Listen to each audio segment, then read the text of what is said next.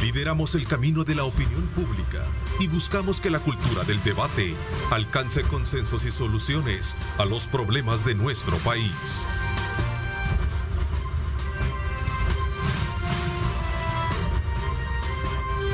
Diálogo con Ernesto López. Son las 6 de la mañana con 31 minutos. ¿Qué tal? ¿Cómo están? Es un placer enorme saludarles a ustedes. Como siempre, agradecemos esa fiel sintonía a nuestro programa. Les invitamos a que se mantengan pendientes, como siempre, de nuestra programación.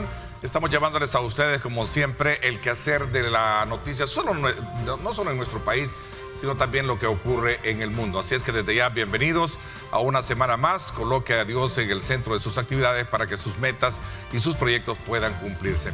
Vamos esta mañana de día lunes, en la primera parte, a conversar con Juan Valiente, presidente del partido Nuestro Tiempo, a quien le doy la más cordial bienvenida. Gracias por acompañarnos, Juan. Buenos días, sí, un gusto estar aquí contigo y con tu audiencia y con Johnny. Gracias también a Johnny Wright, miembro fundador también del partido Nuestro Tiempo. Bienvenido, Johnny. Gracias, Neto. Buenos días. Bueno, vamos a aprovechar la presencia de ustedes para hacer una evaluación de la actividad política electoral en nuestro país, tomando como referencia también aspectos que tienen que ver con los últimos acontecimientos que han ocurrido precisamente en Guatemala y que tienen que en algún momento los ojos del mundo puestos en esta crisis que ha enfrentado el presidente Yamatei, Alejandro Yamatei, que de alguna manera las acusaciones que se están generando a partir de también del pronunciamiento que hizo el día viernes el vicepresidente de la República, que demandó la renuncia del presidente Yamatei, están algunas acusaciones contra el gobierno de corrupción por fondos destinados con la pandemia, mala gestión por las tormentas Eta y Iota, reducción en el presupuesto del 2021 para atender a grupos vulnerables, en fin, muchas cosas más. Esto llevó incluso también a ciertos elementos a incendiar el Congreso guatemalteco. ¿Cuál es la lectura en términos comparativos de la, digamos, efervescencia de la ciudadanía frente a lo que hacen los gobernantes? ¿Cómo ustedes interpretan esto? Comienzo contigo, Johnny. Bueno, creo que lo que sucede en Guatemala es sin duda alguna una crisis política. Hay mucha información que sale de Guate y la verdad que hay que filtrar y evaluar todos los ángulos antes de llegar a conclusiones firmes. He escuchado reportes de toda índole sobre lo que hemos visto en imágenes de televisión, en redes sociales. Mucho se ha hablado de que lo que provocó las manifestaciones pacíficas ha sido una indignación sobre la aprobación del presupuesto para el próximo año, que tuvo incrementos en temas de infraestructura y un incremento creo que es del 25% en comparación al año anterior, justificándose en la emergencia actual, pero poco inversión en temas sociales como salud, educación, y que eso ha generado indignación. Pero creo que sería un análisis incorrecto el poner todo el énfasis en lo que ha provocado esta crisis en un solo acto, en un solo evento. Esto debe ser el acumulado de una indignación ciudadana que ya trae larga cola, de un hartazgo con la corrupción, en un contexto de pandemia donde parece que en Guatemala, al igual que en El Salvador, hay mucha insatisfacción ciudadana en cuanto a transparencia en el uso de fondos públicos, en el manejo de la pandemia, y otorgarle pues más recursos del Estado al gobierno ha generado estas acciones. Sobre las imágenes que hemos visto de vandalismo y de quema del Congreso, también hay versiones encontradas, sí, desde que ha sido provocado por el mismo gobierno o por otros grupos y pues no, ojalá ahí las instituciones de justicia guatemaltecas lleguen a la verdad. Obviamente ese tipo de manifestación no nos lleva a ningún buen lugar, pero sí siento que como patria hermana debemos de estar muy atentos de lo que sucede ahí. Ok, en el centro de la discusión lo que sí está es el tema de presupuesto. Aún hay otros, como tú dices bien, Johnny, otra serie de información que casarse con una resulta bastante difícil, porque hoy es muy fácil manejar todo esto a través de cualquier tipo de campaña y basada en intereses muy particulares de cada quien. Vamos a ver, Juan, cuál es tu lectura también, que suma a este otro tema que hemos arrancado, con la cual hemos abierto la entrevista. Juan. Bueno, yo creo que también hay un nuevo nivel de conciencia en los ciudadanos guatemaltecos, que el abuso, el despilfarro de los recursos públicos y evidentemente la corrupción sale del bolsillo de todos los ciudadanos. Aquí todavía pareciera que la narrativa, que la corrupción golpea solo a los más ricos, es algo que todavía se vende y la gente celebra. Y deberíamos tomar conciencia que al final el excesivo endeudamiento, la corrupción, sale del bolsillo de los salvadoreños. Y somos los salvadoreños los que pagamos cerca del 70% del ingreso del Estado a través de los impuestos que existen. Y entonces cada vez que se abusa, cada vez que se despilfarra, cada vez que no se gasta correctamente, cada vez que ciertamente se roba, entonces nos están robando a nosotros. Y ese nivel de conciencia creo que aquí en El Salvador todavía no se ha alcanzado. Todavía pareciera que prevalece la celebración del revanchismo y no realmente la expectativa de un gobierno que sea correcto, de funcionarios que hagan digna la función pública y que todos podamos esperar realmente un uso celoso, un uso cuidadoso de los recursos públicos. ¿Ves un acercamiento, una similitud entonces entre lo que sucede con lo que está pasando en el país? Veo similitud en el sentido que, digamos, la génesis de la protesta tiene que ver con denuncias de corrupción en los fondos de la pandemia, que si revisamos la situación de El Salvador es quizás incluso más prevalente aquí en el país. Ya la CICIES incluso ha puesto ante la Fiscalía General de la República un aviso de posibles violaciones a las leyes y de actos de corrupción en los fondos de pandemia, que ha generado acciones de parte de la Fiscalía General de la República y por supuesto una narrativa de alguna manera indebida del presidente acerca del tema. Entonces sí ve ciertos parámetros similares. Sin embargo, Guatemala es muy diferente. Claro. Tiene una deuda cercana al 30% de la deuda de El Salvador respecto del PIB. Y entonces yo creo que son situaciones de distinta naturaleza, claro, pero la conciencia ciudadana me parece que sí es algo que hay que rescatar.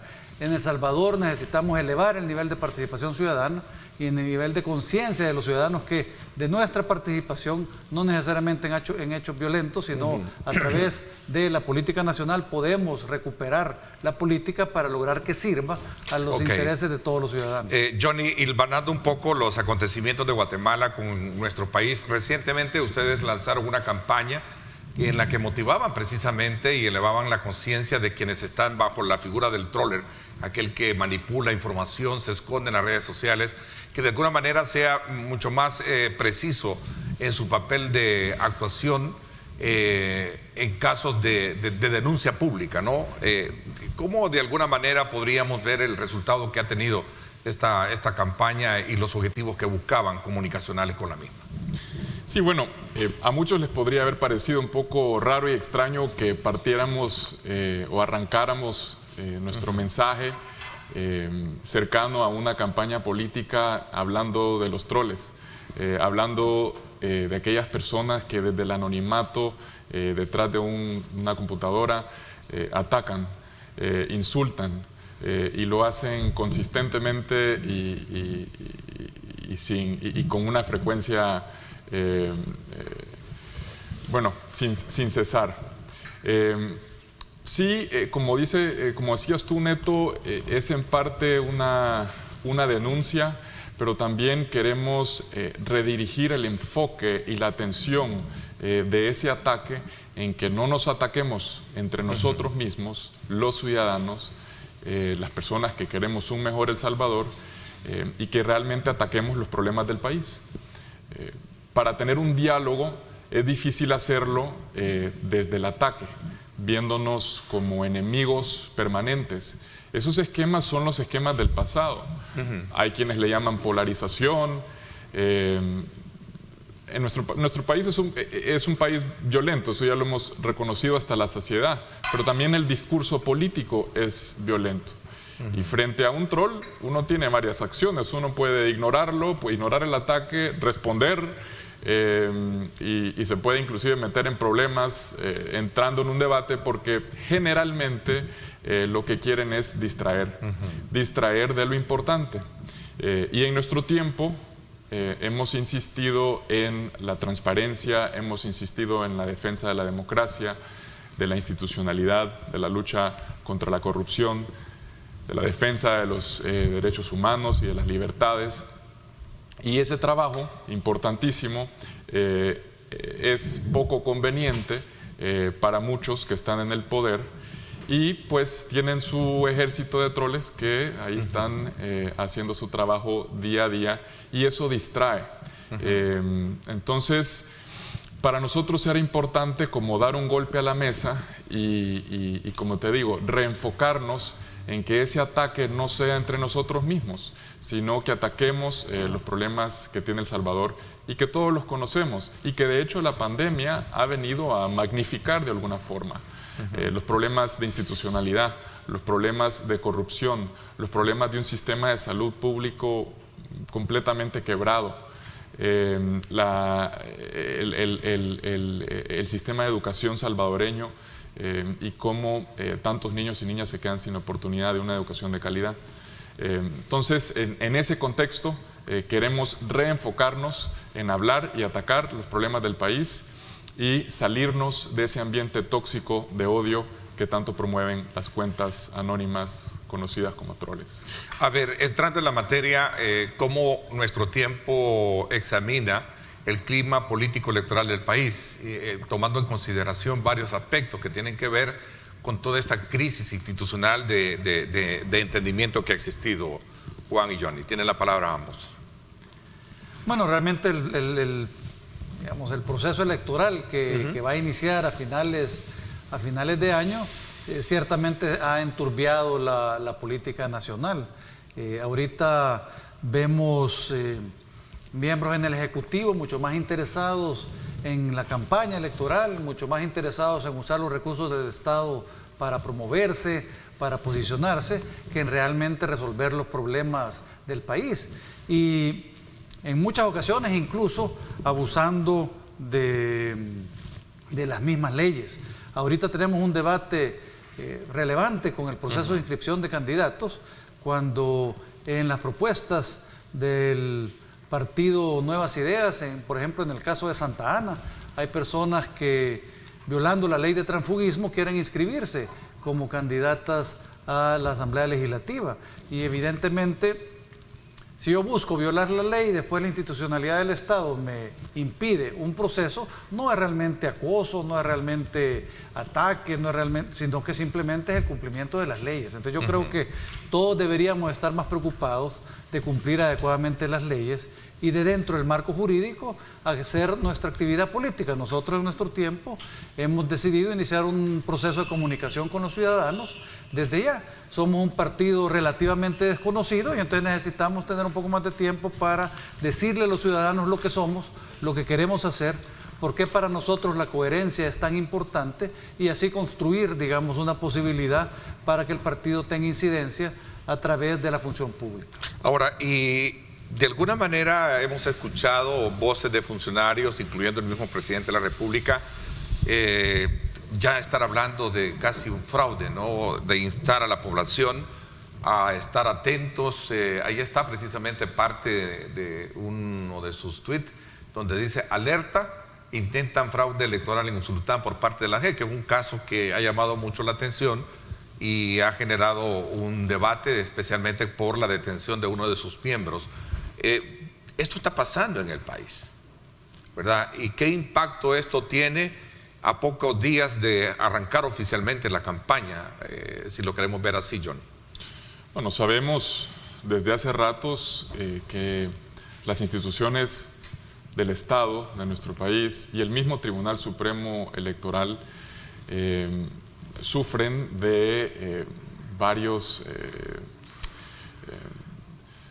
es decir, me voy al tema de la elección de magistrados, por ejemplo, que lo hace la misma Asamblea Legislativa, que es una decisión política. que normalmente acaba en un reparto de cuotas y no en elegir a magistrados independientes, y con mucha frecuencia ha venido la Corte Suprema y ha corregido la plana y se ha tenido que volver a repetir una elección. En ese contexto estamos, de una institucionalidad débil, pero quieras o no, han habido mejoras graduales y no se vale, como lo hace el presidente, venir a dinamitar todo, porque claramente lo que busca, y aprovechándose de su cargo como presidente de la República, es socavar más aún esa institucionalidad ya de por sí débil, ya de por sí con mucho espacio amplio de mejora. Esto no es algo aislado en la política global. También vemos a un presidente Trump en Estados Unidos que no ha reconocido su derrota, hacer lo mismo con el proceso y el sistema electoral en Estados Unidos y desde su cuenta de Twitter. En todas las instancias judiciales hasta el momento y todas las autoridades estatales de verificación y que han hecho reconteo de votos, se han mantenido los resultados de la elección a principios de noviembre. Entonces, este es un comportamiento que al final poco hace por fortalecer la institucionalidad democrática y, a mi juicio, se le puede etiquetar con una sola palabra, que es populismo, y es completamente irresponsable y no nos lleva a un buen lugar. Bueno, estas acciones, digamos, o declaraciones, parten de acciones que se han generado, de denuncias sobre supuestos, digamos, obstáculos que está dando algunos miembros del tribunal a la inscripción de las candidaturas del partido Nuevas Ideas. Estos son los puntos que detonan precisamente la discusión o la reacción del presidente y de otros funcionarios de decir de que están siendo boicoteadas precisamente las inscripciones de sus candidaturas. Juan. Yo creo que esa es una lectura, pero ciertamente hay otra lectura posible. O sea, lo que está pasando es que todos los partidos políticos, incluyendo nosotros, tenemos que presentar una solicitud de inscripción a la instancia, digamos, del Tribunal Supremo Electoral con ciertos requisitos. ¿Ustedes como partidos no han tenido problemas de esa naturaleza? No, es que nosotros hemos sido celosos en cumplir con los requisitos al detalle. Entonces, ¿de qué se trata? Se trata de hacer bien las cosas. Nosotros hemos presentado candidaturas para 6 departamentos y el jueves de la semana pasada estuvimos presentes llevando la documentación al tribunal. Todavía se encuentra en proceso de revisión, pero ahí sigue el proceso. Ahora, nosotros no llevamos, entre los candidatos que tenemos, no llevamos a personas recicladas de otros partidos políticos, no llevamos a personas acusadas de violencia doméstica o acusadas de ataques verbales a las mujeres. No, nosotros llevamos personas que han seguido un proceso riguroso de selección, tratando de garantizar que sean personas capaces, que sean personas con valores para que hagan la diferencia al llegar a la gestión pública, a la función pública, que realmente podamos, a través de nuestra participación en la función pública, hacer la diferencia en la vida de los salvadoreños. Entonces, de eso se trata, y todos los partidos estamos en esa situación, y yo creo que hay que dejar que la institucionalidad funcione. Ahora, el presidente está hablando de fraude, al igual que Trump en Estados Unidos, y eso no quiere decir ni le da realidad a un hecho que no existe. Pero sí, nosotros queremos, y es una invitación que hemos hecho a todos aquellos que creen que promoviendo la división, promoviendo la polarización, es como se resuelven los temas políticos en el país. A todos ellos les hemos hecho una invitación a que nos sentemos, nos unamos y trabajemos juntos en construir soluciones para los problemas del país. ¿Verdad? ¿Ustedes tienen confianza en el proceso de administración que tiene la actual autoridad del tribunal, ¿no? Por supuesto, a pesar que la debilidad, la institucionalidad sea débil, sí creemos que hay un esfuerzo serio por hacer las cosas correctamente. ¿Verdad? Ahora, si, por ejemplo, Johnny, que fue, al igual que yo, diputado en la legislatura anterior, hubiera querido correr por un partido sin dejar pasar un periodo electoral previo, no hubiera podido, porque la ley de transfugismo lo prohíbe. Y entonces, por supuesto, que el 2018 decidió no participar en política electoral. Ahora, si viene alguien y quiere saltarse la ley de transfugismo, entonces que no me digan a mí que sea fraude.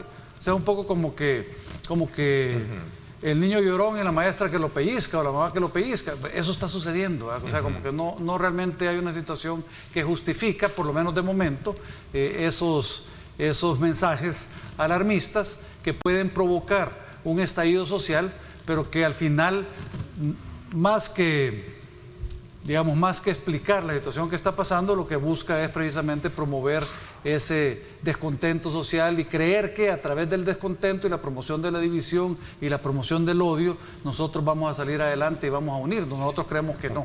Por eso el mensaje de los troles, porque ya es momento de ir más allá en la política nacional. No se trata de atacarnos entre nosotros, sino de atacar los problemas que tiene El Salvador. ¿Ya se han generado alguna especie de enfrentamientos esta semana que concluyó el periodo de inscripción en el Tribunal Supremo Electoral, donde vimos ciertos conatos de choque entre Arena y Nuevas Ideas? Incluso esta mañana publican uno de los matutinos y recogen las declaraciones del día de ayer del obispo de Monseñor Escobar Alas, que pide precisamente como iglesia evitar la violencia en esta campaña electoral. Estamos digamos, casi viendo percibiendo ese panorama, John. Creo que lo dije anteriormente. Me parece irresponsable el discurso político que lleva implícitamente violencia. Este lenguaje de revanchismo, de ataque, de odio. Y yo creo que desde mi punto de vista, yo perfectamente puedo apagar mi celular, salirme a las redes e ignorarlo. Pero siento de que cuando se ven acciones como la que tú mencionas concretamente de enfrentamiento violento, físico, cuando se trata de los procesos preparativos para una elección, que estamos pavimentando una calle hacia un destino que está quedando bastante chueca y que puede generar accidentes. Entonces sí creo que es momento, y comparto ese llamado a la calma, al respeto mutuo. Es parte de vivir en democracia. Es esencial para nuestra democracia y sí, yo creo que un poco combinando el tema anterior de los llamados del presidente que puede haber fraude o que se está fragando un fraude, realmente eso no abona a la construcción de la democracia como debe ser. A ver, ¿cuáles son los elementos claves que determinan la plataforma electoral del partido Nuestro Tiempo de cara a la presentación de sus planillas con cuadros nuevos, frescos que hemos visto antes de la campaña, Juan? Bueno, nosotros creemos mucho en la necesidad de potenciar la participación de los ciudadanos en política. Y por eso es que hemos invitado a los ciudadanos en nuestro proceso, que como el de todos los partidos, pero especialmente en un partido pequeño como el nuestro, se vio afectado por la pandemia, pero sin embargo, cuando se suponía que tal vez no íbamos a poder presentar propuestas para muchos departamentos, logramos montar un equipo de candidatos de más de 200 personas para poder participar, entre otras cosas, en 6 departamentos de la República, y buscamos a las personas que fueran más formadas, más preparadas, más capaces y que tuvieran decencia para servir a través de la función pública. Y creemos que eso, más una conciencia clara de cuáles son los problemas del país que tenemos que atacar, pues ciertamente nos puede permitir que desde la Asamblea Legislativa podamos tener una incidencia necesaria en el quehacer político. Además, yo creo que hay algo que distingue a Nuestro Tiempo. Una persona muy querida para mí me lo hizo ver hace unos días y me pareció razonable. Me dijo: felicidades por la inscripción y ojalá sigan siendo el Pepe Grillo de la política nacional. Y yo reflexionando sobre ese mensaje me pareció que era cierto. O sea, nosotros estamos en la lucha de ser y permanecer siendo la conciencia de la política nacional. Así como iniciamos en mayo del 2015, cuando solo 2 diputados de 84 dijimos que era totalmente indebido que los diputados tuviéramos seguros médicos privados de salud. Solo 2 de los 84 dijimos no nos vamos a inscribir.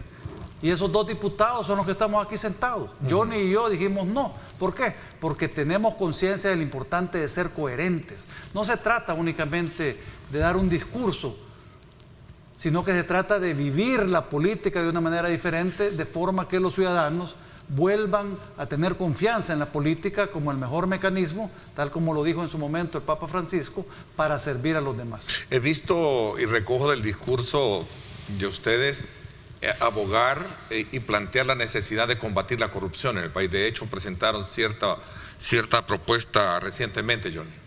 Sí.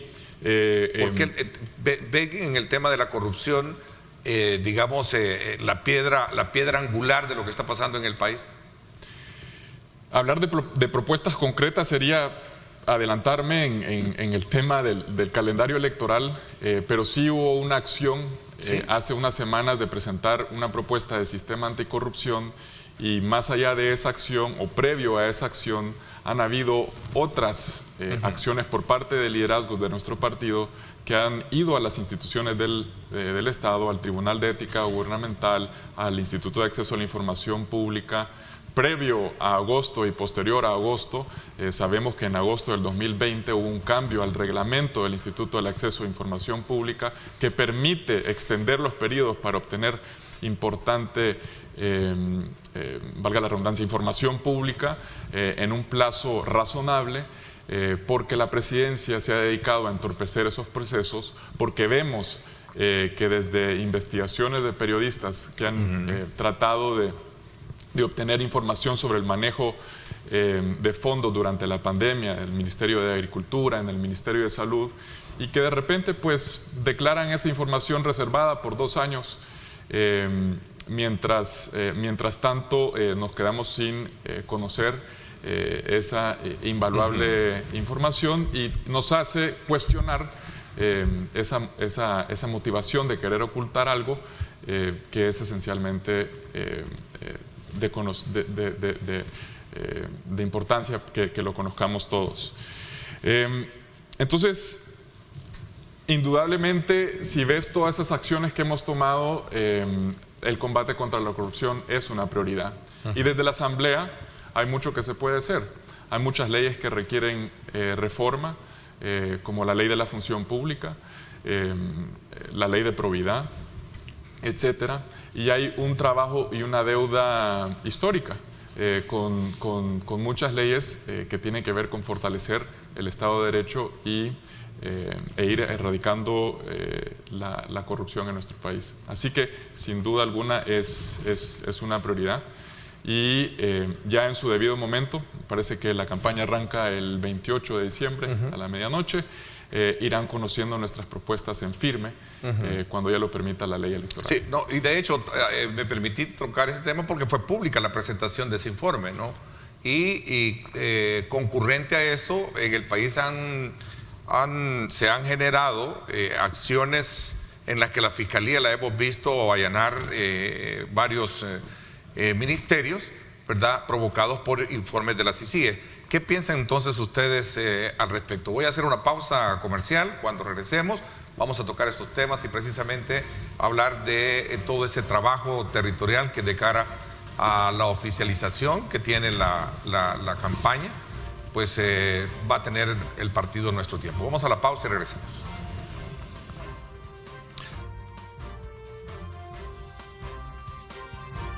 Estamos viendo ahí el sector del Boulevard del Ejército. A esta hora de la mañana, 7 en punto, la carga vehicular es bastante fuerte para venir o entrar por esa área hacia la capital. Tome en consideración estas imágenes.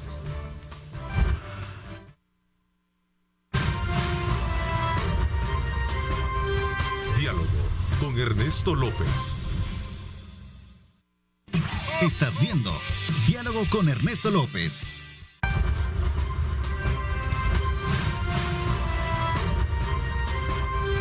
Diálogo con Ernesto López. Bueno, gracias nuevamente por estar con nosotros a esta hora de la mañana. Seguimos en nuestro análisis de temas de país y especialmente en el contexto de lo que se vive en la actividad política electoral, conversando precisamente con el presidente del partido Nuestro Tiempo, Juan Valiente, y el miembro fundador de este partido, Johnny Wright, y también candidato a una diputación.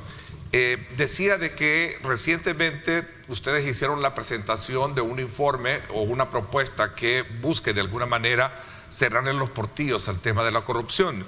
¿Cuáles fueron los motivos que llevaron, digamos, a tratar este tema, tomando como punto de referencia algunos aspectos que se han generado en los últimos días en cuanto a ese papel de contralor que ha tenido la Corte de Cuentas de la República y también la acción misma de la Fiscalía, que allanó varios ministerios, también provocados por informes dados por la CICIG? Bueno, de hecho, lo que nos alarmó durante este año es las evidencias y las denuncias de excesivos casos de corrupción, especialmente en el manejo de los fondos de la pandemia. Y cuando más recursos estaba teniendo el Estado, el gobierno, pues el incremento de las denuncias era quizás todavía mayor, ¿verdad? Veíamos casos que involucraban familiares de funcionarios, que involucraban a miembros de la Asamblea Legislativa, y entonces realmente nosotros empezamos como siempre lo hemos hecho. A ver si la gente todavía se acuerda, para nosotros sigue siendo importante. Desde el año pasado nos estamos preguntando quién pagó el viaje de Osiris Luna a México, porque para nosotros la transparencia es fundamental para el ejercicio de la función pública. Y desde entonces, y desde antes, porque nosotros cuando vimos en la Asamblea Legislativa abusos de los recursos públicos, empezamos a pelear desde antes. Recuerdan muy bien cómo lideramos el proceso para que se conociera por primera vez en la historia el listado completo de todos los empleados legislativos, porque reconocimos en la planilla legislativa un germen de corrupción peligroso para la política nacional, y así hemos venido luchando desde que ingresamos a la política en el 2014 desde la ciudadanía. Y entonces este año nos pareció que esto requería pues un fortalecimiento institucional, y por eso lanzamos la propuesta de un sistema nacional anticorrupción que enfocara algunas reformas en la Fiscalía General, que elevara el nivel de la lucha contra la corrupción en la Fiscalía a través, digamos, de una dirección, que le diera a esta dirección un enlace más fuerte con las CICIG para garantizar un desarrollo en la capacidad investigativa, un desarrollo institucional importante, que vinculara la compensación salarial posiblemente a entidades internacionales, de manera que los fiscales en esta unidad pudieran estar un poco más protegidos y pudieran dedicarse efectivamente a la lucha contra la corrupción. Y todo esto es necesario, pero nosotros creemos que la corrupción al final es un síntoma. Lo que hace falta en la política nacional es decencia, vocación de servicio, eso es lo que hace falta, y llevar a las personas correctas a la función pública. Y entonces ambas cosas son relevantes, y por eso hemos trabajado tanto en una propuesta de personas decentes y competentes, porque poco lograríamos con llevar personas capaces pero corruptas a la función pública. Tantas veces lo hemos visto antes, tantas veces lo estamos viendo ahora, y tampoco solventamos los problemas del país llevando personas incompetentes pero honestas. Eso no resuelven tampoco el problema del país. Entonces necesitamos llevar personas capaces y decentes para realmente lograr el impacto que buscamos. Ok, en la función ¿y cuál pública. es la expectativa que ustedes tienen con relación al número de diputados que pueden lograr, tomando como referencia el predominio territorial que han tenido históricamente los partidos y ahora el surgimiento de estas nuevas alternativas, como el caso de Nuevas Ideas, como lo reflejan algunas encuestas, Johnny? Bueno, nosotros tenemos claro que Nuestro Tiempo no lo tiene fácil. Es un partido nuevo que fue oficialmente inscrito ante el Tribunal Supremo Electoral en junio del año pasado. Somos extremadamente nuevos, pero ya decía Juan, y veo en pantalla algunos de los perfiles de los candidatos y de la diversidad de candidatos que llevamos para febrero del 2021. Esto es algo en particular que me enorgullece mucho. Creo que es uno de los logros más importantes del partido. Juan ya dijo también antes que el día 19 se presentaron inscripciones en 6 departamentos para competir por diputaciones en San Miguel, en Santa Ana, en San Salvador, en La Libertad, en San Vicente y en Usulután. Y el trabajo que se ha hecho para conformar este equipo de personas que pasaron de la preocupación a la acción, porque con frecuencia en estos días, y como tú ya decías, al ver tanto caso de corrupción, al ver tanto señalamiento, al ver allanamientos de ministerios del Estado, a ver la crisis de lo que sucede en Guatemala, de lo que podría suceder aquí, y de darle tanta vuelta a la cabeza de lo que podría pasar, este tema de la preocupación, y me recuerda a un imán que hay en el refrigerador en la casa de mis papás, que está lleno de citas, frases célebres. Hay una que dice que la preocupación es como una silla mecedora, que te mueve pero no te lleva a ningún lado. Y de lo que me siento extremadamente orgulloso, e insisto en esto, es de que nuestras planillas de candidatos están principalmente lideradas por perfiles de mujeres, líderes. Nosotros creo que nuestras planillas cerca de un 44% son mujeres. No nos sentimos satisfechos con eso, pero dentro de todos los partidos creo que llevamos el liderazgo. Le estamos apostando a las mujeres y a la representatividad de ellas en la próxima Asamblea Legislativa, y también a la diversidad. Creo que tenemos candidatos que le pueden hablar a diferentes sectores de la población. Indudablemente, al no haber tenido el tiempo suficiente para construir una organización en el territorio, como ya decía tu pregunta, Neto, tenemos que apalancarnos en las oportunidades que nos dan las redes sociales de llegar a nuestras audiencias, pero también hay restricciones evidentes con la pandemia. Claro. Que se tienen que tomar las debidas precauciones. Entonces sí es un contexto jamás visto en nuestro país frente a una elección. De momento en nuestro país, según las cifras oficiales, el COVID-19 está controlado de alguna manera, pero no podemos bajar la guardia. Y esto, sin duda alguna, ha venido a impactar, o va a impactar en la campaña, ¿no? El tema del COVID-19, Juan. Sí, definitivamente. Tenemos un reto muy importante, especialmente en situación de esta pandemia. No creemos que para las elecciones vaya a haber llegado al país, digamos, vacunas y que vayan a haber sido administradas adecuadamente. Y que esto tenga que ver mucho. Regresando al punto medular del trabajo de ustedes como partido, hablaba del tema de las expectativas. ¿Cuántos, sé que decía Johnny, no cuesta arriba, pero sí bastante difícil para un partido nuevo, sabiendo lo tradicional y viendo desde luego cómo se ha presentado en las últimas encuestas electorales? ¿Cuál es el examen o la radiografía que hacen ustedes de esta situación, Juan? Fíjate que nosotros de momento estamos realizando nuestra primera encuesta interna del partido. No ha habido encuestas departamentales estadísticamente confiables en el país. Ha habido encuestas nacionales, pero uno sabe que las encuestas nacionales tienen poca relevancia para cada uno de los departamentos. Por ejemplo, nosotros en las encuestas que estamos haciendo estamos utilizando una muestra de 3,000 personas para San Salvador y La Libertad. Y hay encuestas recientes de todo El Salvador que anda por una cantidad muchísimo menos que esa, con 1,300. Y entonces, no tiene relevancia estadística cuando tú querés apostarle a calcular qué impacto va a tener en cada departamento.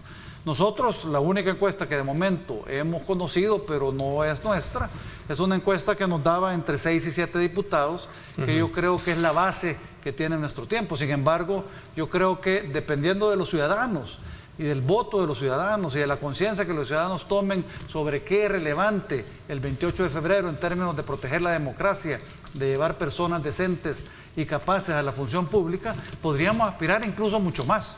Yo sueño con que podamos tener una fracción legislativa de 12 diputados y diputadas, pero en cualquier caso, aunque seamos solos 3, ciertamente podemos seguir luchando por ser la conciencia de la política nacional, de manera que garanticemos que los estándares nuestros, los estándares que le enseñamos a nuestros hijos, a nuestras hijas, sobre la decencia, sobre los valores, esos estándares se cumplen también en la función pública. Entonces eso es lo que esperamos, ¿verdad? Tener un impacto que cambie. Y también agregaría que, bueno, nuestros candidatos se han ido dando a conocer, de hecho algunos de ellos han estado aquí en tu programa, Neto, y sí, corriendo contra el reloj, pero hemos sido enfáticos en ser respetuosos de los tiempos electorales, de no hacer campaña adelantada. No obstante, además de la desventaja por ser un partido político nuevo, vemos que desde el gobierno central se ha venido haciendo campaña política desde que se asume el poder en junio del año pasado, preparándose para ese momento en febrero que han planteado, y no hacen mucho por ocultar su intencionalidad de controlar una mayoría completa, total, digamos, en la próxima legislatura, con la finalidad de apoyar absolutamente todo lo que les pida el presidente. A mí me cuesta llamarles partido a Nuevas Ideas porque más parece el culto a una persona que un partido plural político. Y Juan no me dejará mentir, o sea, tener un partido político incluyente, diverso, también es un reto. Okay. Y tener procesos democráticos dentro del mismo quiere decir gestionar diferentes personalidades, diferentes ideologías, diferentes formas de pensar, y eso también es un reto. Pero de eso se trata la democracia. El tema de las libertades internas de un partido versus la disciplina que debe de tener ha sido un punto de quiebre que se ha presentado en los últimos, con los nuevos partidos políticos, rompiendo esos esquemas históricos que mucho daño le han hecho a los partidos tradicionales. Ustedes incluso fueron producto de ese quiebre, de ese giro de libertades que se necesitan tener al interior de los partidos políticos, Juan. Definitivamente el liderazgo político en los momentos actuales necesita ser muchísimo más fluido y necesita fundamentarse más que en posiciones orgánicas y en estructuras, necesita fundamentarse en el liderazgo personal, en las características que uno busca construir para el país. O sea, si nosotros lo que queremos es tener una nación de borregos, ¿verdad?, que hagan caso y que sean obedientes, pues probablemente pueda haber instrumentos que sigan ese mismo patrón, pero ciertamente en este momento, especialmente las generaciones jóvenes del país, saben que el futuro viene por otros lados, que en el futuro todos queremos participar, todos queremos tener nuestro espacio, todos queremos tener relevancia, y entonces necesitamos buscar una forma de liderar ese proceso, de manera que permitamos precisamente el liderazgo personal y el liderazgo colectivo. Entonces yo creo que es un esfuerzo diferente, pero ciertamente que lo estamos haciendo con mucha pasión, con mucho cariño, y que creemos que para El Salvador también va a ser ejemplo en ese sentido nuestro tiempo, porque nos hemos juntado personas diversas que pensamos distinto en muchas cosas. En algunas pensamos lo mismo, o sea, estamos profundamente unidos en que queremos fortalecer la democracia participativa que tiene el país, en que queremos un país donde existe el Estado de Derecho, donde no haya leyes diferentes para unos y otros, sino que todos seamos iguales ante la ley, ¿verdad? Necesitamos eso, y en eso creemos profundamente. Y entonces por eso promovemos la institucionalidad, promovemos la rendición de cuentas, promovemos la transparencia, promovemos la decencia. Pero en otras cosas tal vez pensamos un poco diferente. Entonces lo que hacemos, ¿qué es? Dialogar entre nosotros, porque creemos que cuando nos sentamos con gente que piensa distinto, podemos construir mejores soluciones a los problemas. Y esa es una dinámica que no debería ser extraña. Es extraña tal vez para la política. ¿Y crees tú que esa, llamémosle, hilvanando un poco las características de nuestro sistema político actual, donde está eminentemente polarizado, también la ciudadanía está de esa manera, digamos, invadida de esa polarización? ¿Cómo examinan el tema del electorado ustedes? Para poder de alguna manera penetrar con ese discurso diferente, ¿verdad? Alentador, y de lo que en este país se quiere. Primero, ya no tener casos de corrupción y evitar precisamente todos los males que han venido acarreando tradicionalmente los partidos, ¿no? Lo que puedo decirte es que los ciudadanos, en términos generales, en los procesos electorales pasados, siempre han sido muy sabios en apostarle al balance del poder. Okay. Siempre han sido muy sabios en épocas en que le dan la presidencia a un partido político, dan un balance diferente en la Asamblea Legislativa. Yo apostaría que nuevamente en las elecciones del año entrante los salvadoreños van a ser sabios en elegir adecuadamente partidos políticos que den un balance adecuado al poder en el país, en lugar de apoyar la concentración del poder, que como vemos tiene muchísimos peligros. Ok, el tiempo se nos agotó. Quiero agradecerles el que nos hayan permitido conversar con ustedes y tener una lectura precisamente sobre los acontecimientos que marcan el pulso de la actividad política electoral en nuestro país. Gracias por habernos acompañado. Juan y Johnny también. Vamos a tener más tiempo adelante para ir conociendo de lleno las propuestas que cada uno de ustedes y particularmente el partido Nuestro Tiempo va a tener. Así que gracias por habernos acompañado. Gracias, Neto. No, gracias. Nos vamos a la pausa. Cuando regresemos, conversamos con el ministro de Salud sobre los últimos acontecimientos que también están marcando el tema del COVID-19 en nuestro país. Así es que vamos a la pausa y regresamos.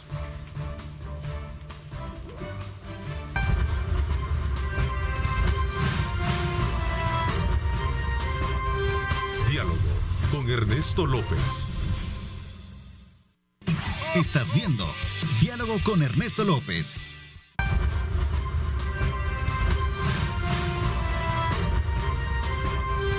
Diálogo con Ernesto López. Bueno, gracias nuevamente por estar con nosotros a esta hora de la mañana. Vamos a contar ya con otro tema y agradecemos la presencia del ministro de Salud, Francisco Alaví, con quien vamos a hacer un diagnóstico de la situación actual del COVID-19 a partir de algunos casos que están mostrándose y generando cierta preocupación, entre otros temas que obviamente vamos a conversar con él. Así es que le doy la más cordial bienvenida, ministro. Gracias por acompañarnos. Un placer poder estar acá. Un saludo a toda la población salvadoreña, en especial en estos momentos en los cuales no debemos de bajar la guardia, no debemos relajar las medidas ante el COVID-19. Ministro, ¿está controlada la situación o es que hay una percepción, digamos, meridiana, popularmente hablando, en términos de que se están presentando casos frecuentes de contaminados, de personas contagiadas con el COVID-19? Sí, estamos ante una situación en la cual, a pesar de que nos mantenemos en un promedio de los 150 casos aproximadamente, un poco abajo de 200 casos, no podemos hablar de que estas cifras no se puedan elevar. Podemos darnos ahorita una expectativa como población de que se ha logrado controlar, de que se logra mantener la cantidad de casos por COVID, sin embargo, de que no debe ser esto una pauta para relajar las medidas y el cumplimiento de los protocolos de bioseguridad. Todas las medidas han sido efectivas, todas las medidas se tomaron en tiempo oportuno, pero lo más importante es que las medidas que se realizaron fueron acertadas.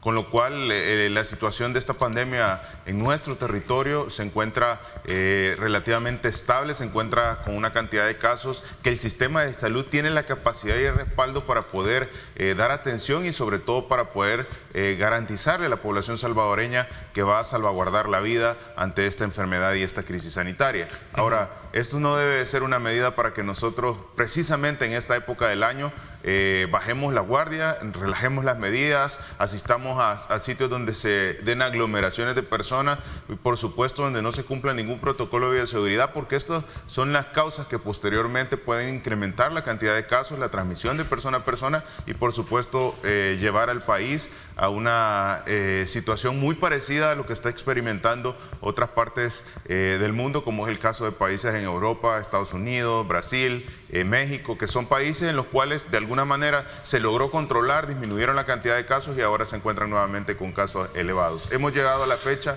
a tener 37.562 casos.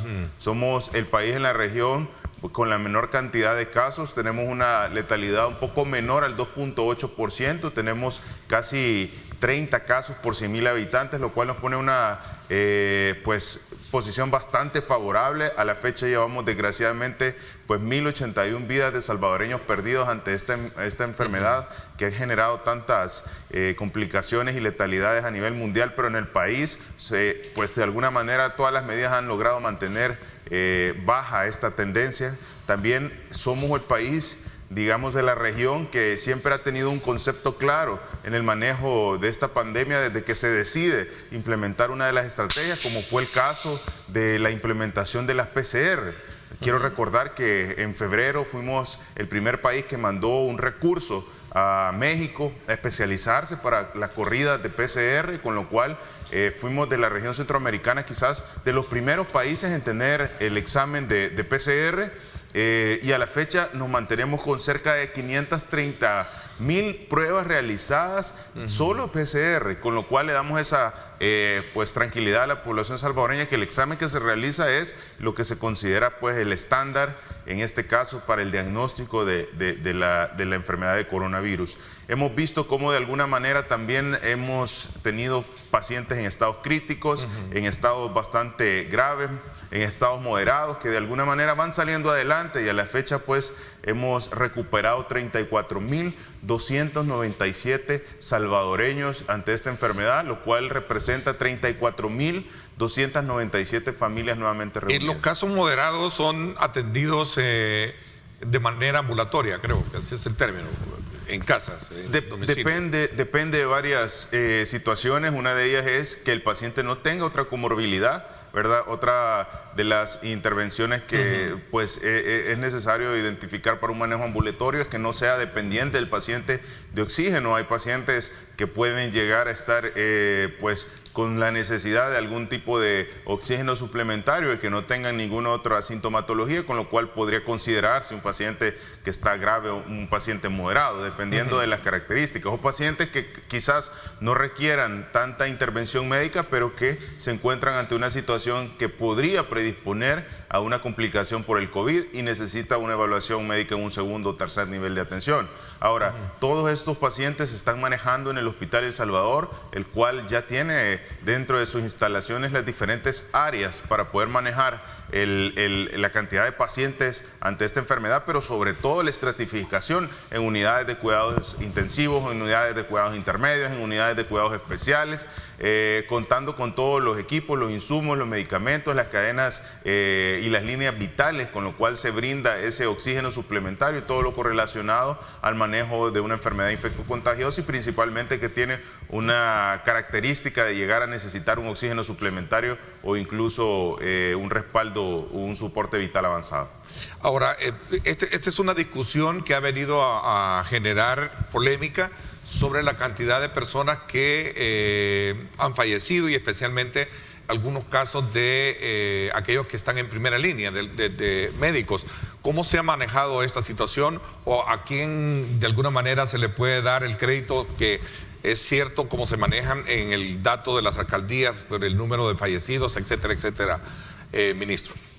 Primero que nada debemos comprender que el Ministerio de Salud a través de las diferentes regiones, a través de las diferentes áreas hospitalarias, es el ente encargado de poder dar una acta de defunción, ¿verdad? De poder hacer ese análisis y de poder brindar toda la información correspondiente a las letalidades que pueda experimentar pues, los salvadoreños ante el COVID-19. Sin embargo, debemos aclarar también que pues dentro del transcurso de una pérdida de una vida salvadoreña en el territorio, pues no necesariamente se deba a causa de coronavirus, sino que pueden existir cerca de 5 a 7 enfermedades que pudieran llegar a presentar sintomatología de dificultad respiratoria, que uno podría relacionarlo en este momento a una situación bastante parecida a coronavirus. Sin embargo, puede tratarse de un problema cardíaco, puede tratarse de un problema pulmonar crónico, puede tratarse de un problema hepático, puede tratarse de un problema de una enfermedad renal crónica, de una infinidad de enfermedades que en su momento podría ser causa de similitud ante esta enfermedad. Ahora, también tenemos que mencionar que cerca del 40% de las pérdidas de vidas que no son a causa de violencia y que son de tipo extrahospitalarias se dan pues precisamente en el área domiciliar, lo cual representa una cantidad bastante elevada de letalidades que debemos tener en cuenta, porque precisamente de alguna manera esto podría corresponder a esa característica que se están observando. Ahora, las cifras oficiales siempre han estado a disposición de la población salvadoreña. Nosotros somos responsables y hemos comentado cómo para poder hacer un diagnóstico, y eso no lo dice El Salvador, lo dice la literatura internacional. Se debe realizar una prueba que confirme que se trata de la enfermedad de coronavirus, y eso es el PCR. En base a la cantidad de PCR nosotros tenemos ese diagnóstico. O sea, ese contraste de estadísticas por decesos de COVID varía, o mejor dicho, no es el que se está diciendo que no es el que se está manteniendo vigente bajo la denuncia que están haciendo otros actores. No, definitivamente debemos comprender, las cifras oficiales están a disposición y son prácticamente cargadas día con día, y la población salvadoreña los ha venido verificando. Y no solo eso, sino que también debemos tener en cuenta una situación bastante importante. No solo se trata de las cifras oficiales, tenemos claro, y la literatura lo ha mencionado y nosotros lo hemos mencionado desde un inicio, existe un subregistro.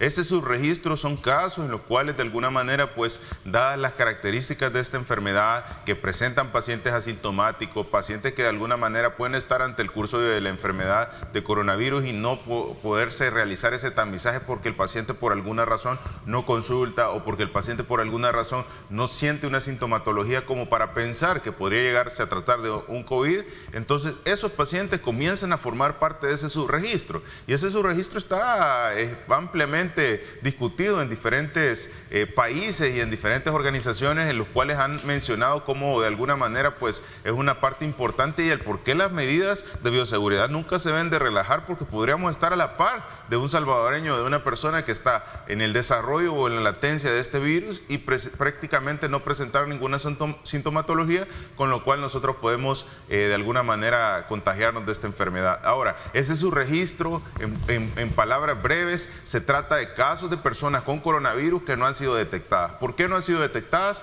Porque los pacientes no tienen sintomatología o porque los pacientes de alguna manera no accedieron a una prueba. Sabemos que una de las principales dificultades en esta pandemia ha sido el procesamiento de la prueba, porque lleva un grado de complejidad bastante amplio, y por supuesto porque ningún país tiene esa capacidad de poder tamizar a toda la población en un periodo del tiempo, con lo cual esas limitantes predisponen a que de alguna manera puedan suceder casos en los cuales ese 80% de la población que transcurre con la enfermedad de manera asintomática o con síntomas leves ni siquiera consideran que pueda llegar a tratarse de coronavirus, con lo cual de alguna manera pasa en ese subregistro. Eso es una parte importante, porque a pesar de que se dan los datos oficiales, a pesar que estamos constantemente monitoreando, que tenemos un plan de tamizaje bastante interesante, y que quiero recalcar, las organizaciones internacionales hace pocos días en una conferencia que se tuvo a nivel del Banco Mundial,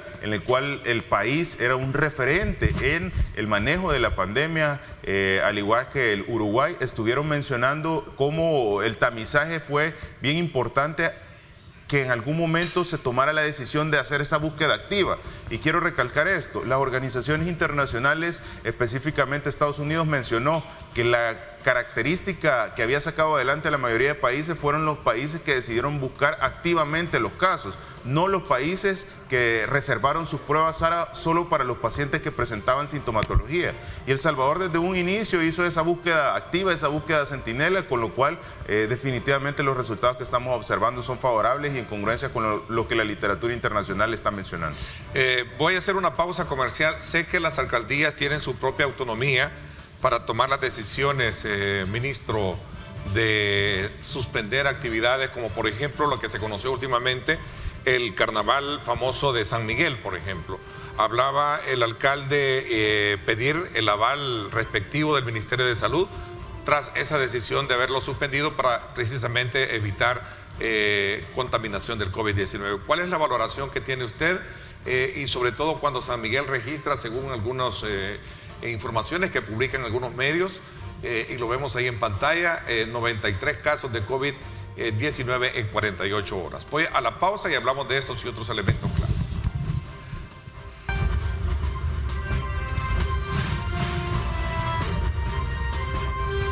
Diálogo con Ernesto López. Estás viendo Diálogo con Ernesto López.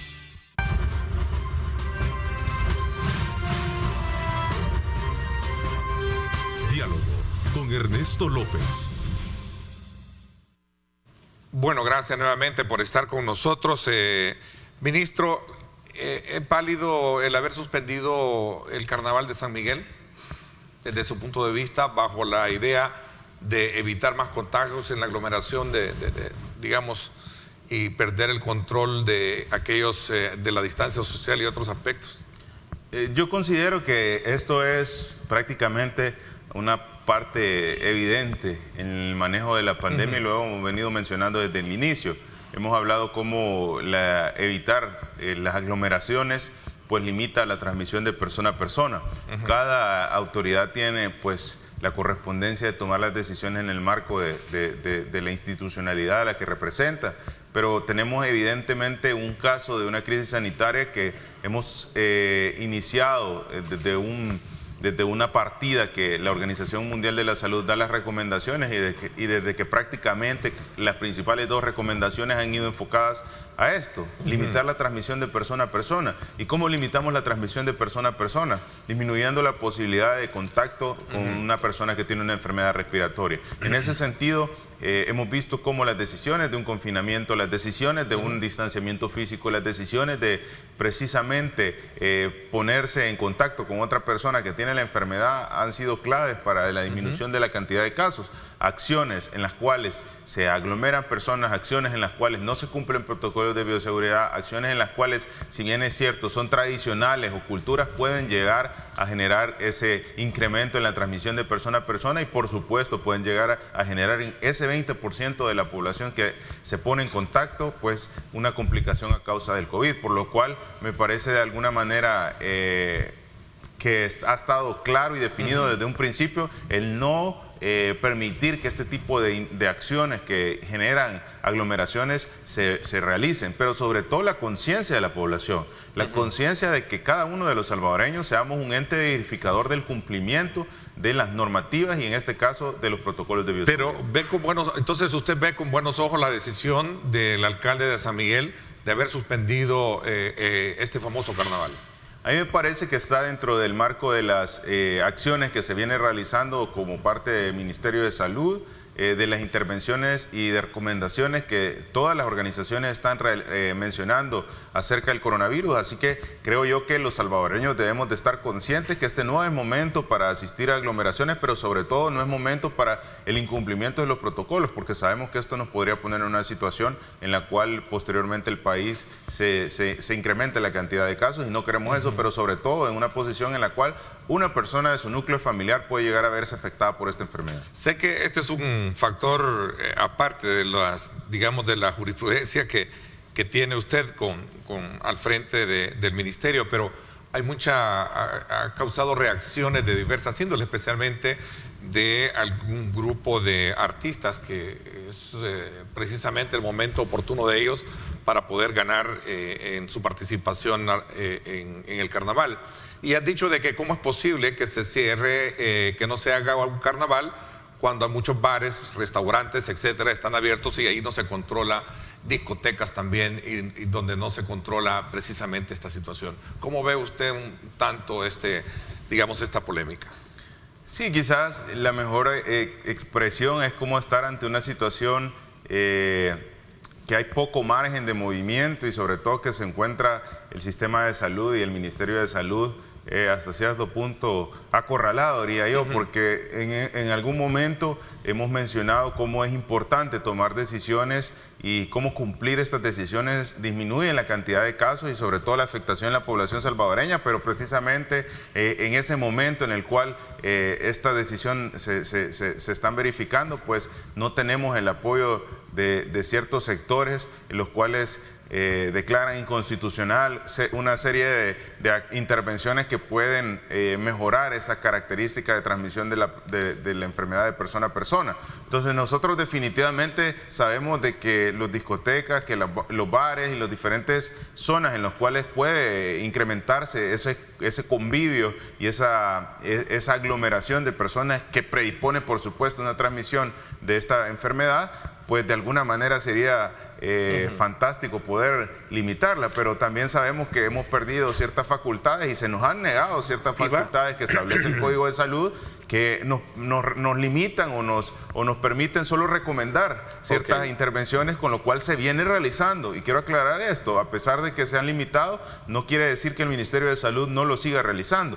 Llegan día con día a los diferentes lugares equipos del Ministerio de Salud, equipos de Fosalud, con lo cual se hace verificar el cumplimiento del protocolo de bioseguridad, pero por supuesto por las características de estos sitios, pues el riesgo incrementa. A ver, justo a ese elemento iba a llegar para cerrar este ciclo, porque quiero abordar otros temas, en el sentido de que puede entonces el Ministerio intervenir en aquellos eventos que paralelamente la alcaldía no puede, en este caso la alcaldía de San Miguel, no puede controlar. Incluso veíamos un tuit en el que el mismo alcalde, Miguel Pereira, llamaba a ciertas clubes o organizaciones a no realizar actividades y si las hacían corrían por la responsabilidad de cada uno de ellos. Ahí está, será de exclusiva responsabilidad de quien lo realice.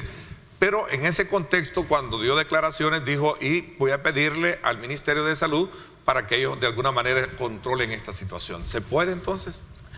El Código de Salud establece una serie de acciones que el Ministerio de Salud puede tomar para poder controlar este tipo de situaciones que pasan precisamente en medio de una enfermedad de transmisión como esta. Sin embargo, por antecedentes hemos visto cómo cada una de esas intervenciones que el Ministerio de Salud ha realizado se han venido dificultando o bloqueando por parte de ciertos sectores y específicamente por parte del órgano judicial, en el cual de alguna manera se declaran inconstitucionales una serie de acciones que el Ministerio de Salud tiene, a tal punto de llegar a bloquear las intervenciones que puede realizar el Ministerio a través del Código de Salud. Entonces es una situación difícil porque, si bien es cierto, estamos ante pues esta apertura económica, y parte de esta apertura económica representa estos sectores, bares, discotecas, son lugares en los cuales hay un esparcimiento por parte de un grupo de la población. Quiero aclarar que, por supuesto, y a evidencia de toda la población salvadoreña, estos son sitios donde se puede transmitir la enfermedad con mucha mayor facilidad porque no se cumplen los protocolos, porque asisten y no se ponen la mascarilla, porque están cantando a todo pulmón y, por supuesto, hay emanación de partículas en las cuales podría ir el virus, donde no se guarda un distanciamiento, donde todos están prácticamente aglomerados, con lo cual, evidentemente, toda la población salvadoreña puede darse cuenta que son sitios en los cuales se va a incrementar. Ahora bien, dadas esas dificultades que se ha tenido a limitar al Ministerio de Salud con las intervenciones que se pueden decidir por parte del Código de Salud, nosotros nos hemos quedado literalmente a lo cual se nos avaló, y como somos responsables, aunque hemos tratado de hacerle ver al órgano judicial por todas las medidas posibles de que este tipo de acciones pueden poner en riesgo la vida y no se ha autorizado, nos hemos quedado con la posibilidad de recomendar. Ahora, le decimos a la población salvadoreña, tenemos evidencia, y yo creo que todos pueden darse cuenta que asistir a este tipo de sitios pues, puede incrementar el riesgo de la transmisión de esta enfermedad, y por supuesto usted puede poner en riesgo a su familia más cercana, a su núcleo familiar, y por supuesto llegar a tener una complicación por este. Cierro el ciclo de esta conversación en ese tema, ministro. No hay peligro de una segunda ola crítica para el país. Siempre es latente, siempre es latente una posible segunda ola, y esto va relacionado a la disminución del cumplimiento de los protocolos. Por el momento no nos encontramos con una segunda ola de COVID, sin embargo, si no se cumplen las medidas y los protocolos, esto podría llegar a ponerse al igual que en otros países está sucediendo. Esa cifra que mostrábamos específicamente de San Miguel, con número de casos registrados en las últimas 48 horas, ¿llama la atención o es algo normal de lo que podríamos considerar que existe? De alguna manera, pues es algo en lo cual hay que prestar atención. Sin embargo, sabemos que San Miguel pues es una de las ciudades, de alguna manera, donde mayor cantidad de población existe en el oriente del país, y por supuesto el número de casos pues va a ser mayor al de la zona, a los demás sitios de la zona del oriente del país. Ahora bien, siempre todos los datos de coronavirus son una alerta temprana para que las diferentes acciones se tomen en base a la cantidad de casos que van suscitándose. Ok, me voy a la pausa. Cuando regresemos tenemos otros temas todavía que conversar con el ministro. Quédese con nosotros.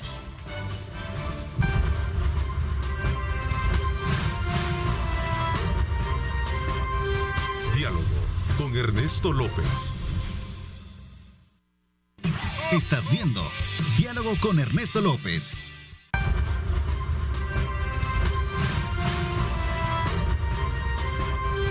Diálogo con Ernesto López. Bien, gracias nuevamente por estar con nosotros. Ministro, no puedo pasar por alto preguntarle sobre esta información que publica uno de los matutinos esta mañana, donde dice: Salud otorgó un contrato de $169,180 para comprar lámparas LED sin pasar por licitación. ¿Cuál es su reacción alrededor de esta información que se publica, ministro? Bueno, definitivamente hemos visto cómo pues, este tipo de medios de comunicación de alguna manera pues, han estado insistentemente cuestionando todas las acciones y las decisiones que se vinieron manejando en la pandemia. Y quiero aclarar algo. Debemos recordar que una de las principales instituciones en las cuales se inició el manejo de la pandemia fue el Hospital Saldaña. Y sí, precisamente el Hospital Saldaña debe mencionar el sistema de salud tan paupérrimo que encontramos, y precisamente el Hospital Saldaña, toda la población salvadoreña puede recordarse que de alguna manera se encontraba bastante deteriorada su infraestructura, y las características principalmente del Hospital Saldaña son bastante particulares. Es un hospital que se encuentra en una zona donde hay bastante terreno al aire libre, una zona bastante boscosa, en la cual de alguna manera todos los salvadoreños que han asistido al Hospital Saldaña pueden darse cuenta que la unidad de emergencia queda totalmente alejada de la unidad de ingreso a los pacientes hospitalarios, y precisamente toda esa zona está prácticamente sin iluminación, está prácticamente también pues sin áreas en las cuales se pueda caminar, ¿verdad? Eran carreteras prácticamente internas, prácticamente descuidadas, en las cuales todas estas intervenciones vinieron a fortalecer los hospitales. Ahora debemos conocer que una de las características más importantes en las cuales los hospitales incurren en un gasto bastante elevado, que debería de ser algo que de alguna manera pues no debería de ser así, ¿verdad? Pero que representa incluso facturas hasta de $25,000 mensuales por pago de energía eléctrica, y esto es dependiendo de cada uno de los hospitales. A mayor complejidad del hospital, mayor el pago de la factura, que son gastos propios que cada uno de los hospitales tiene. Ahora, todas las estrategias que se solicitan en base a planes y a protocolos específicos. Existe, gracias a Dios, una intervención que es un plan que ya estaba establecido en 3 fases a nivel de la Red Nacional de Hospitales de Economía Energética, que toca varios puntos puntos, desde la utilización de dispositivos en los cuales disminuye el consumo, la utilización de ciertos cambios en los sistemas eléctricos que economizan y por supuesto llegar hasta una tercera fase que sería muy satisfactorio para la Red Nacional de Hospitales, que sería la implementación de paneles solares que disminuiría el concepto de pago en energía eléctrica mensual que representa. Ministro, concatenando un poco su argumentación de que era necesario instalar este tipo de luminarias en estos hospitales, de acuerdo a la información, se manejó en términos que no estaba todavía la emergencia puesta y por consecuencia tenía que pasar por todos los procesos de licitación pertinente. Se ha venido realizando todos los procesos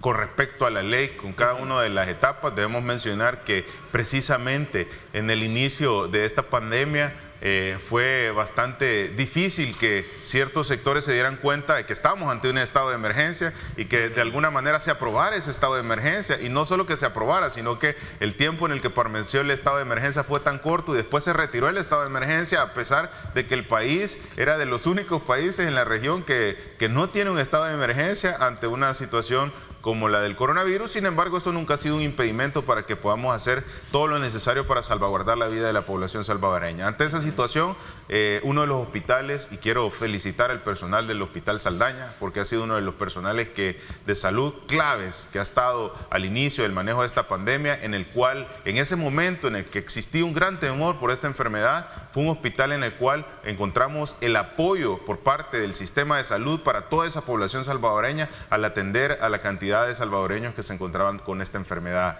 Y precisamente me parece que parte del desarrollo del sistema de salud se ha realizado en estos hospitales que han estado a la cabeza del manejo de la pandemia, y si ustedes pueden acercarse al Hospital Saldaña, pues el Hospital Saldaña no tiene comparación a lo que anteriormente era el Hospital Saldaña. ¿Qué curso ha tenido la indagación hecha por la Fiscalía en el Ministerio y el secuestro de computadoras que de alguna manera más adelante usted, después de ese evento, usted dijo que estaban afectando o podrían afectar las compras en los hospitales? ¿Cuál es el estatus de esa situación, ministro? Por el momento no se ha obtenido información acerca del estatus que pues tiene la Fiscalía acerca de estas intervenciones. No se han hecho llegar los equipos al Ministerio de Salud, no tenemos todavía los dispositivos electrónicos, las computadoras, los discos duros, los cuales fueron pues prácticamente retirados de la institución, con lo cual desconocemos además qué otras pertenencias del ministerio se han llevado, porque no ha habido una cadena de custodia, ¿verdad? No tenemos hasta cierto punto la información total de todos los documentos que se llevaron, de todos los equipos que se llevaron, y para nosotros es un poco complicado y precisamente podría dificultar todos los procesos que se están llevando a nivel de la pandemia. ¿Está siendo afectada la compra y todas estas necesidades que tiene el ministerio para la red pública? Se ha retrasado, por supuesto, así se ha retrasado porque son periodos en el tiempo en el cual esta prácticamente semana ha sido bastante difícil el poder ejecutar, porque precisamente se tuvo la intervención por parte de la Fiscalía. Creemos en la institucionalidad, sabemos que parte de realizar estas intervenciones son para poder brindar esa transparencia de las diferentes acciones, pero también sabemos que de alguna manera estamos en un periodo electoral y que ciertos sectores utilizan este tipo de actos que van a buscar la transparencia para interpretarla y para, por supuesto, ponerle un toque electoral ante una situación en la cual no debería de prestarse para este tipo de acciones. Estamos todavía en la pandemia, no solo en la pandemia, hemos estado en emergencias por las diferentes lluvias, por el huracán ETA, por el huracán Iota, y de alguna manera el Ministerio de Salud siempre es un pilar que está ahí dándole soporte a la población salvadoreña en diferentes sectores. Entonces, a mí me parece un poquito difícil comprender que hayan sectores que todavía traten de politizar este tipo de emergencias en las cuales está viviendo el país, por supuesto todos los países de la región. Sin embargo, estamos abiertos a brindar toda la información que las diferentes autoridades soliciten. Ministro, ¿va a haber una coordinación con el Tribunal Supremo Electoral de cara al proceso de elección que tenemos para establecer protocolos especiales y evitar contagios de COVID? Claro, déjame comentarte, se viene trabajando ya desde hace varias semanas atrás, incluso varios meses, sobre todas las acciones que el Ministerio de Salud recomienda ante campañas que se vienen, y precisamente el día que se van a realizar las elecciones, pero debe aclararse que el Ministerio de Salud ha establecido las recomendaciones para limitar la transmisión de persona a persona, y esto no debe de utilizarse en base a conveniencia. Esto no se trata de lo que de alguna manera el Tribunal Supremo Electoral quiera establecer como normativas ante esta situación, sino que las recomendaciones que el Ministerio va a emitir para evitar que los salvadoreños incurran en ese incremento de la transmisión de persona a persona. Sí, porque el distanciamiento debe de ser obviamente a la hora del momento cúspide, ¿no? Del conteo, y todo eso debe de existir, si no, de lo contrario puede correrse, digamos, como factor de contagio de esa zona. Así es que vamos a estar muy a la expectativa de qué es lo que pueda suceder, ministro. El tiempo se nos fue, quiero agradecerle que nos haya acompañado en el programa, ministro. Un placer poder estar acá y por supuesto continuar con todo este desarrollo de las estrategias que se han implementado ante el COVID, pero quizás más animando a la población, sigamos cumpliendo las medidas, protejámonos, utilicemos la mascarilla, lavémonos con agua y con jabón, y sobre todo evitemos arriesgarnos. Si no es necesario, no se ponga en aglomeraciones. Okay. Vuelva a ser un ente verificador del cumplimiento de los protocolos. Gracias, ministro, le agradezco muchísimo. Expreso nuestro pésame a la familia de nuestra amiga, colega Larisa Rosa, que falleció el fin de semana. Sus restos están siendo velados en Santa Ana. Vaya para su familia, pues nuestras condolencias, y sobre todo por la pérdida de una gran amiga, una gran profesional, una gran persona como lo era Larisa. La vamos a recordar siempre. Gracias, los espero en radio. Hoy voy a conversar a las 7 de la noche con el presidente de Bandesal sobre la línea de crédito destinada para recuperar parte de la economía que afectó el COVID-19. Así es que desde ya no se lo pierda. Hoy 7 de la noche el presidente de Bandesal, Juan Pablo Durán, con este servidor conversando sobre este tema. Gracias, pásenla bien y recuerden lo más importante, amar a Dios sobre todas las cosas. Lideramos el camino de la opinión pública y buscamos que la cultura del debate alcance consensos y soluciones a los problemas de nuestro país.